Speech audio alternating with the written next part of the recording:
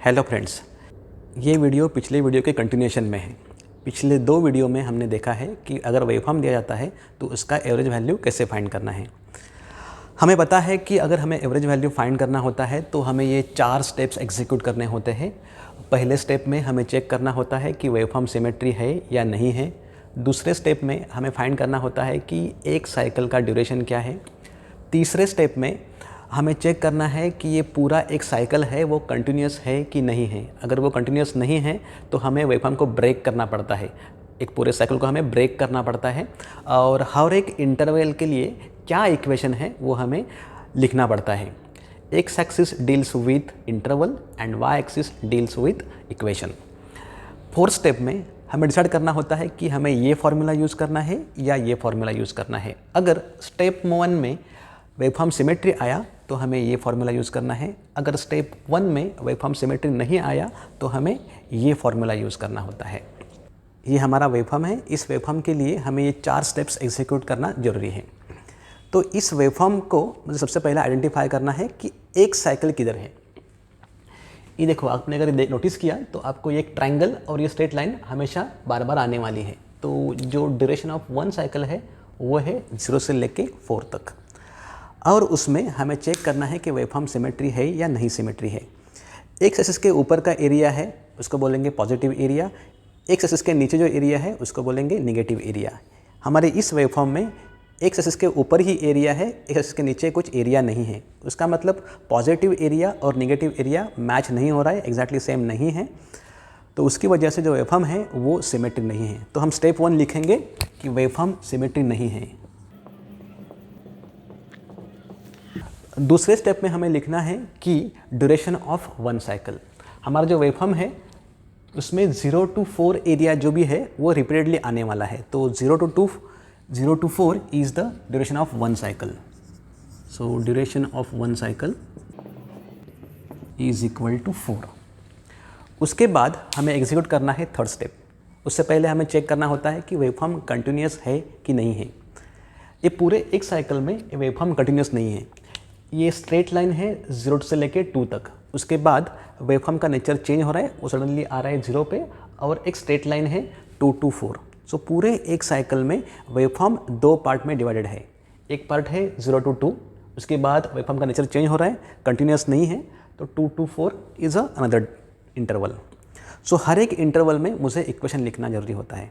तो इस लाइन का इक्वेशन मुझे ढूंढना है। तो उससे पहले हमें थोड़ा सा हमें चेक करना पड़ेगा कि how to find equation of particular line. तो मैं एक छोटा सा एग्जांपल लेता हूँ and I will tell you how to write equation of line. तो मैंने एक छोटा सा एग्जांपल लिया है जिसमें एक स्ट्रेट लाइन है which is passing through 0,3 coordinates. हमें फाइंड करना है इस लाइन का इक्वेशन। वो there is a standard equation of line. Standard equation is y is equal to mx plus c, जिसमें c रहता है ये लाइन y एक्सिस को किधर इंटरसेक्ट कर रही है। ये लाइन y एक्सिस पे 3 पे इंटरसेक्ट कर रही है, तो c का वैल्यू रहता है 3 और m का वैल्यू रहता है स्लोप ऑफ द लाइन, जो हमें फाइंड करना होता है इस फॉर्मूला से। m is equal to y2 minus y1 upon x2 minus x1। इस केस में हम ऐसा मानेंगे कि ये है मेरा सेकेंड पॉइंट और ये मेरा है फर्स्ट पॉइंट। सेकेंड पॉइंट के कोऑर्डिनेट्स है 2,6 और फर्स्ट पॉइंट के कोऑर्डिनेट्स है 0,3। तो हमें ये वैल्यूज पुट करना है इधर। y2 का वैल्यू है 6 माइनस y1 का वैल्यू है 3 अपॉन x2 का वैल्यू है 2 अपॉन माइनस x1 का वैल्यू है 0, जिसका आंसर आ जाएगा 3 डिवाइड बाई 2, उसका आंसर आ जाएगा 1.5। तो उसका ही मतलब है the slope of line is 1.5 and that's why equation of line is equal to y is equal to 1.5 x plus 3. This is a way of finding slope of line. Similar concept we are going to apply for finding equation of this line. तो हमारे case में जो equation of line है, जो line है वो उसके y axis पे है i, x एक्सिस पे है टाइम। ये जो पॉइंट है उसका कोऑर्डिनेट है 2,20 और ये जो पॉइंट है उसके कोऑर्डिनेट्स है 0,0। तो थर्ड स्टेप को एग्जीक्यूट करने के लिए मुझे पहला ज़रूरी है कि ये जो लाइन है उसका इक्वेशन क्या है। तो वो फाइंड करने के लिए मुझे लिखना पड़ेगा equation of line for interval 0 to 2।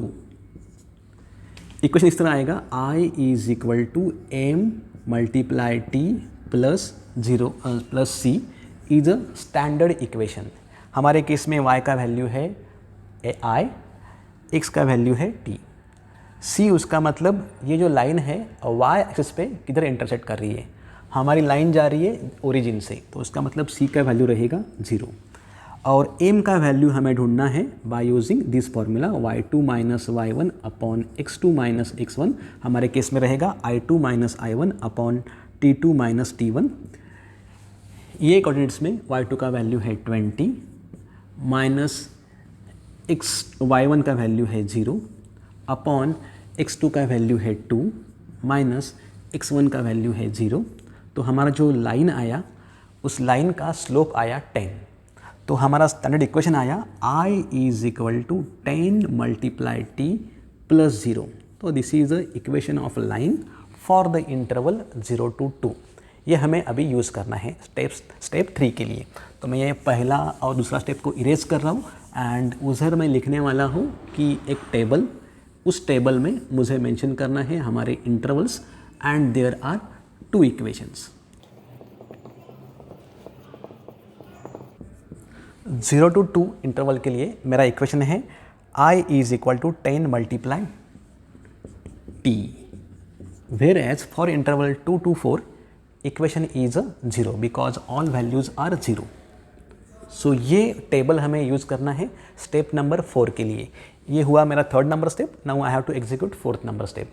हमारा जो वेवफॉर्म है वो सिमेट्री नहीं है, उसकी वजह से हमें ये फॉर्मूला यूज़ करना पड़ेगा।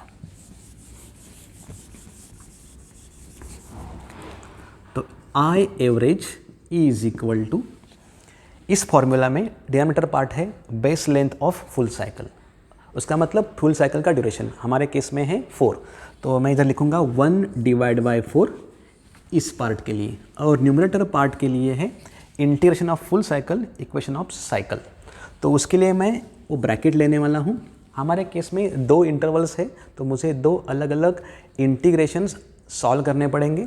पहले इंटीग्रेशन के पार्ट में मुझे कंसिडर करना है 0 to 2 ड्यूरेशन, जिसमें इक्वेशन ऑफ लाइन है 10 multiply t and take integration with respect to time, plus दूसरा जो इंटरवल है वो है 2 to 4 जिसमें वैल्यू है 0।